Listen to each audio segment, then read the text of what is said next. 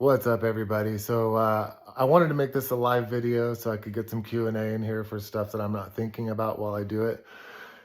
Previously, when Instagram put me in jail for for live videos, they told me it was because I was on suicide watch and that I was not allowed to influence people live. So they have to be able to monitor it after you post it, which is fucking crazy. And then now there's no explanation. It just says your account is not eligible for live videos. So that's pretty cool. I would love an explanation for that Instagram because I'm pretty sure you can't provide a reasonable one. End of rant there. What's going to happen here, guys, is I'm going to do like a little bit of walkthrough of the process of things. It's going to be I'm going to leave a lot out. It's going to be in a nutshell. I just wanted to do this because yesterday I showed a picture of some soft jaws, and I got a few DMs of people that are just like, I don't see them available on the site. So it's pretty clear to me that two things. I used to do YouTube reviews and I thought I knew what I was talking about. And now that I'm in here producing things, I realize man, I knew some things, but only enough to harm people. It's just kind of most YouTube reviewers. That's what they know. They know enough to send people way in the wrong direction. It's like that analogy of you have two boats going parallel, and if you just move one just slightly off course, once you go downstream, for a day or two, you're so far off course it's not even comparable to where the actual intended place is. So let's look at some stuff here. I'm gonna flip the camera around. All right, so when I get material in, I get it from TMS Titanium. Each one of these boxes has about $5,000 worth of raw material in it. One of these costs me, and again, I buy it in huge volume, so or not huge, but for me, huge. One of these costs me about, I think this is one of the bigger pieces of stock that I use, and these are like $13 or something like that. If I just buy one of these, say from American Metal Supply or whatever, this is probably a $40 piece of titanium. So I have to buy a huge volume in order to get these prices. Now, when you look at this piece of titanium, it looks pretty fucking square. It looks like a perfect rectangle. But the reality is that there is not one part of this cut that is either straight, parallel, or so there's curves all throughout this. These two sides are not at all parallel to each other. Nothing it's cut at an angle. Nothing is straight or parallel about this. And the funny thing is, even some machinists have reached out to me and been like, oh, you don't have enough slop in your moving jaw. These orange vices, they require fucking pretty much dead nuts parallel. So this is a 5-inch piece of titanium. And if I'm off 3/1000ths of an inch over the length of this, it's going to show in both surface finish and in tool wear. And those are both crucial, to me. These tools, so this is all 21 tools that it takes to make the things that I make. And whenever I make beads and stuff, I actually have to swap some of these out and use different tools. So these are expensive, they range anywhere from this tool right here, which is a thread mill. It's a $150 tool. Just this little thing that's sticking out here, that's 150 bucks. And then you look at a 1/8 inch end mill. These are $15. And I can make maybe 20 parts with this, and then I use 13 tools or something to accomplish that one part. All right, so what I have to do, the first thing I have to do to every piece of titanium is make sure that the two sides in the Y direction, in the case of using these vices, are dead nuts parallel, say within 2 or 3/1000ths of an inch. Let's move over to a complete op one part here. All right, so this is a finished operation one of a middleman, a thirsty middleman. All right, and so what happens is if I'm not dead nuts holding this thing in parallel, say it's gripping more here and less here, what'll happen is as the tool comes around and is carving away this material, it allows this to vibrate, even if that vibration is a fucking 0.1/1000th of an inch. Any vibration you're gonna see, for you guys' perspective, you're gonna see a shitty surface finish on the side of this part. you know, like marks and bumps and just whatever. And from my perspective, you know, I want the fucking best. I want people who observe my stuff to be like, this is, you can't do better than this machining. So, and then also the tools are going to be like, I mean, it's detrimental to tools. So, I mean, it could go from like me being able to do 20 parts with one of these, or, you know, a part of a part, to like fucking one or half of one, or like not even it working at all. So, that's like essentially step one in getting good work holding. Second, so this takes about, you know, 30 minutes in my $113,000 machine, which requires all kinds of maintenance, coolant, changing tools out, measuring parts, work holding, all that kind of stuff. Oh, I did kind of skip a part of it. So my shit is fancy. Most machines that are in the world don't have these things. But this thing right here, you actually either write a program or have some software that writes a program for you. You put this in this tool here in the spindle, it jogs down, and you drive it around until it can actually measure stuff. But you have to drive it around and tell it what to do, precisely what to do in order to measure stuff. So this thing will measure exactly where, say, like one corner of the part is, and your program is based off of that corner. So like in this case, I'll be using this center jaw that's fixed, and I'll measure with this probe where this corner of this piece of stock is in the machine. And now the machine knows where in space this part is, and it can use that point in the XYZ space to work off of. And then it takes your program and it lets it rip. That's where a lot of the biggest mistakes come from. And it's super easy to accidentally tell the machine that the part's in a place where it's not, or fuck it up in some other way. Trying to go fast here. And then this guy right here can tell you the exact length of the tool. So it just tells you where the bottom of each one of these tools is. And then if you buy really, really high quality tools, the diameter of each tool can be just trusted, relied upon, and known. And that's a big fucking deal. You buy cheap tools, you have no idea what the diameter is. It says it's 1/4 inch on the packaging, but this thing really is like 0.249 or, you know, 0.239 even. I mean, it can be fucking, if you buy cheap tools, it's a big difference. So this process will get you an Operation 1 part. All right. Now, in order to do Operation 2, you have to make, in the case of a non-parallel part, you have to make, even if you want it to be easily repeatable, if it's parallel, you still have to make some custom work holding. So again, you kind of model all this stuff, and you make it happen in the program.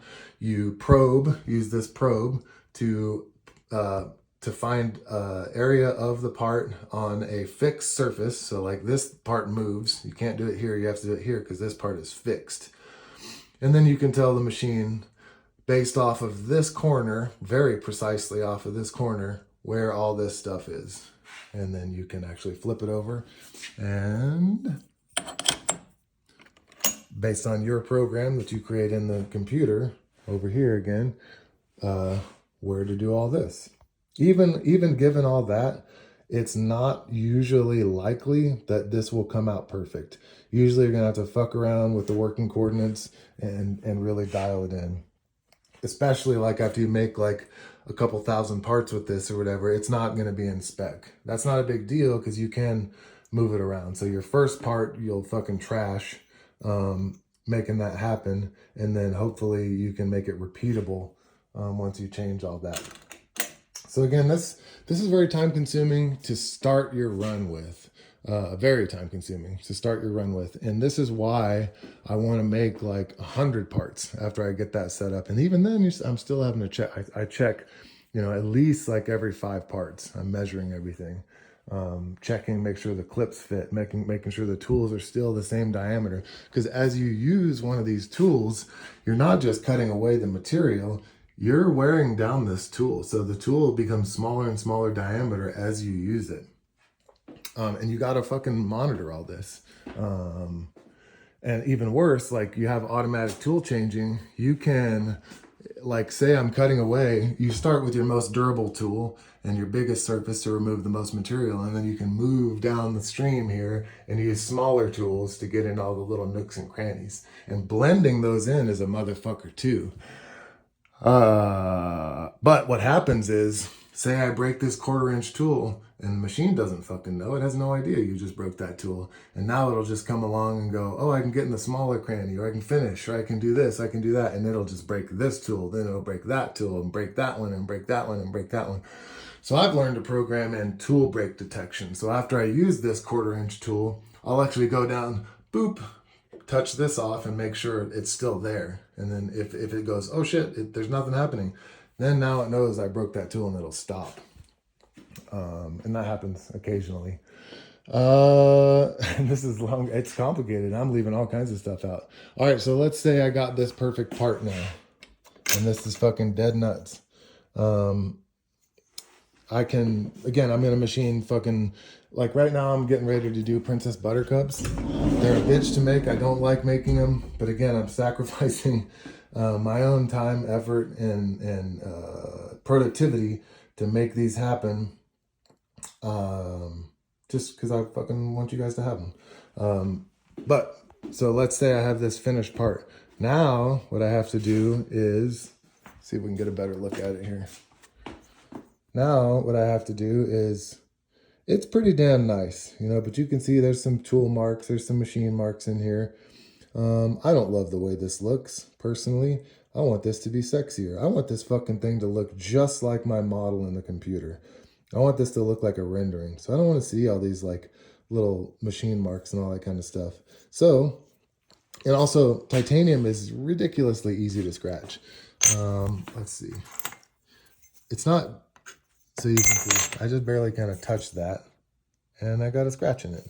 That is fucking almost invisible. It's super superfluous.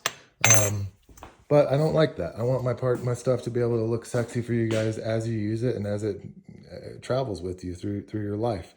So what I'm going to do is I'm actually going to throw it in this tumbling media, and I'm going to tumble this for like an hour or two. And so these actually are totally finished parts for the Patreon run. So this is not a great example, but because they're actually, those have been through their final processing of finishing. But so I'm going to tumble this, deburr it, kind of remove as many of like the unsexiness as possible. It's just a deburring process. And then I'll go over here. I will wash them real good in my wash down sink here. So I actually go in, I have this fucking super strong wash down sink now. So I blast those bad boys in that. This thing is fucking awesome. I'm loving that. That's an upgrade in the shop in the last couple of months. I used to just have a regular utility sink. And then I will dry them. I'll blast them all off with this air. Shh. Dry them off, make sure they are fucking bone dry, right? And here's some more of the Patreon pre-orders. And if you can see, that's a big order, 142 of those bad boys. There's actually some in here right now. So this is a pretty good, oops, that's dusty. This unfortunately is going to end up being a Patreon video because it's too long for the gram. All right, so which is good. You guys fucking, Instagram doesn't deserve this anyway because they wouldn't let me do it live. So now you can see the process here. Just a blasted, this is what I would call my blasted and basket tumbled finish. I'm conflicted about this finish because I like it, but I know it's not necessarily for everyone. It's blasted, but it has marks on it, right? And it's very easy to scratch. So again, I'll take this. Look at that. I mean, look at that fucking scratch on there. That's just, and that's from titanium. I like exactly the same material. You go fucking using like a piece of ferrous material or like a rock or something like that, and it's really going to be super apparent. I don't like that. I want something to be sexy for you guys throughout your, you know, the years of you using it as much as possible. anyway, so I'm going to blast these. I'm going to do it. And this is not fully automated. Like if I dig it back in here, you'll see, focus. This needs to be flipped around and worked with so that it's more, oh, that's the same one. I did that. Must have flipped one off. And anyway, like I'll actually have to go through and examine every single part and make sure that it's completely covered by the blasting material and media. And you know, another main point of this is that it also gives a cool contrast. So what's going to happen is all the lower spots and corners and nooks and crannies are going to retain this blasted look, especially like the engraving. That's my favorite part of it. And give a really cool contrast. It's one of the things that I think sets kind of Nice Guy Machine stuff apart from some of the other things. So I'll take this, and these actually can be, I don't really need to clean this after this. I can actually take about, like I'd say 50, maybe 75. Really you're supposed to keep this down to a half a gallon of parts is how you're supposed to kind of measure this out. So yeah, I'll just keep it at that. Let's turn this light on. So I can put a half gallon of parts in here. This has a timer on it so I can make sure that I have water going through here. And usually I'll go like 2 hours for this final tumble. And really I'm just going visual on this. So once I this one's actually a blem. So I have this orange on here. So this is going to a buddy. I got a buddy coming by the shop who's going to get this. Yeah, so I'm just going visual on this, all right? So I'm just tumbling it until it's sexy. That could be 2 hours, it could be 6 hours. But the longer you tumble it, the more you start like rounding off corners and all that kind of stuff. And I think that the sharp corners offer more utility. So if you want, you can round your own corners, but you can't sharpen them. So that's kind of the principle behind my stuff.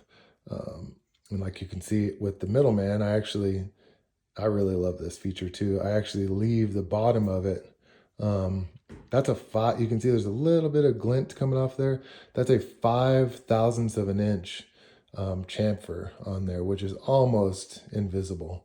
And then on the front, that's a 5/1000 inch too. So pretty cool. Very, very, I mean, I try to think through everything, little thing that I'm doing.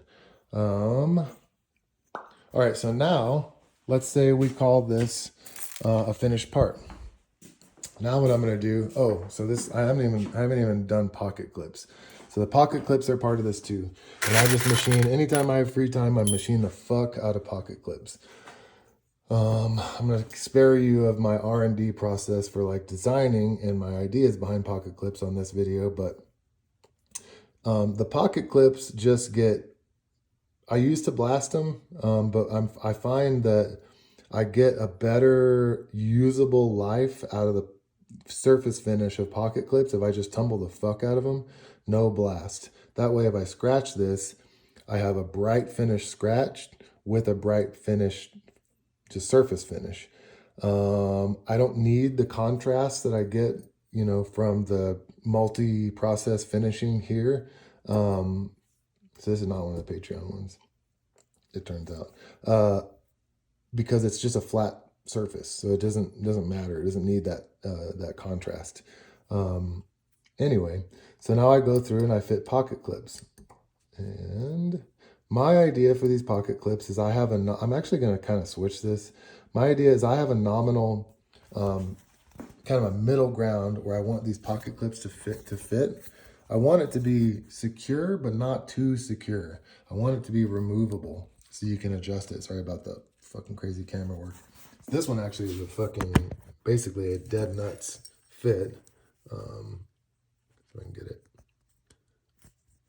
Because what I want is I didn't mean for this to be part of the video. I want you to be able to switch this around, flex it up or down to alter your tension. I think I'm probably going to go more towards, because people don't seem to care about that. I think I'm probably going to go more towards nominal being like a press fit. Not necessarily an actual press fit where a screw's not necessary, but a more or less press fit. So I have to fit this. I have to make sure everything looks good, works good, and so forth. Then I actually do for every single part what I call conditioning. So I take, and it gets in the pores of this titanium, and it really makes the contrast pop. It's a totally unnecessary part, and it's probably one of the more time-consuming and unnecessary things that I do. But what I do is I take extra virgin organic olive oil, that's what's in here, and I brush it on to every single part. Then I take the extra virgin olive oil and I hand rub every single part. And I rub it in there and try to remove as much as possible. And that really makes the contrast of these things pop. There's the one that I have in my pocket right now. And it fucking lasts forever. And unless you scrub this hard with soap and water, that conditioning from the olive oil, it lasts basically forever. Try it on your own stuff. You'll see it really, really makes your stuff pop. Throw it on like a blasted finish, like a Sabenza, and it's really going to surprise you how sexy it is. So I put all that on, remove it all, and then I fit pocket clips again and actually fasten them on and basically call this a fucking done deal. All right. And next I have to make the lanyards. So this is that's a 1 foot length of my 275 pound cord. So lanyards, what I do is I come over here, and this is all pretty slick. I got it figured out pretty good now. Take my dust collection and I stick it on here with a magnet. Sorry about all the crazy camera. Let's actually zoom out. Take my dust collection, because it's nasty. You're breathing in plastic and so forth. I take a spool of my cord here. I got some 550, but I wasn't loving it. So I got an extra 1,000 feet of 550 there. And then I have 2 more spools of the 275 cord, because there's 1,000 feet. So everyone's like, oh, that's 1,000 pry bars. That's a lot. I make a fucking lot of pry bars. So 1,000 feet is not a lot. I burn through that stuff like crazy. Also the gum. I fucking burned these 225 pieces. I try to keep 1,000 pieces of gum on hand at all times. Like, that's what I do. I consider my inventory at 1,000. That's 0. And then I just rotate them out. This is my cord cutter. So I actually measure, what I do is I take a bin. Move this over a little bit. I take a bin, I turn this on, and I actually take my tape measure. Sorry about, again, all the camera. I make sure this is a little bit over 1 foot. Just for, I'm not going to do it right now, but I make sure this is a little bit over 1 foot. And then I proceed to cut every single piece of cord here as needed. So usually I'll try to fill up one of these bins, and it's crazy. I got to throw on a podcast and kind of just like forget about what I'm doing while I'm doing that. It's very tedious. And then I'll come back over here to this clean area, and I will tie lanyards. Sit here and just tie all these lanyards. Once that's done, I'll sign a bunch of cards. So I order the cards about 1,000 at a time. And some of you guys that have been with me for a while, you'll notice that I've been going less and less with the cards. And that's just because my costs have gone up. Everything's gone up. Shipping, fucking, you name it. Every damn thing that I have is more expensive now. So I'm trying to cut costs in order to not raise prices. So I kind of created, this is the newest card. So I'll go ahead and fill out the appropriate number of cards for the run and then begin the packaging. So throw in a card, a sticker, some gum. There's some stickers here, and I have some other stickers in my basement in my shipping area.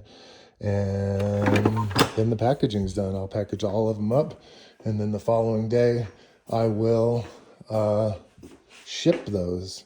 So this is kind of in a nutshell. And here's another thing. I'm fucking basically retarded, so I'm unable to compensate myself. I'm unable to think, hey Taylor, I'm unable to think about every fucking little detail that I'm doing here and compensate myself for it. So what I do is I compensate myself literally only for uh, materials, tools, and then the $5,000 a month to pay for these machines is what these cost me about. So my principle is, as long as I have these running, at least one, I try to keep them both running. But that's the thing, is that my number one principle is this: if the spindle isn't turning, I'm not earning. So that's a saying that machinists use. So I have to have these machines running in order to do any of the other processes that I'm doing. So people are like, oh, these things just print money. No, no, no. Like, I am fucking burning the candle at both ends constantly, you know, like, so I keep these bad boys running and I'm doing all this other shit constantly while the machines are running. And I mean, I try to, just for you guys to see here, I try to keep, you know, I'm trying to be ahead of schedule. So these are, I machined these lady fingers actually for Texas Blade Show, and I just was unable to get them done. These two, I machined these for Texas, but these are fuck around, find out pry bars. So I have a bunch of stuff here coming down the pipeline.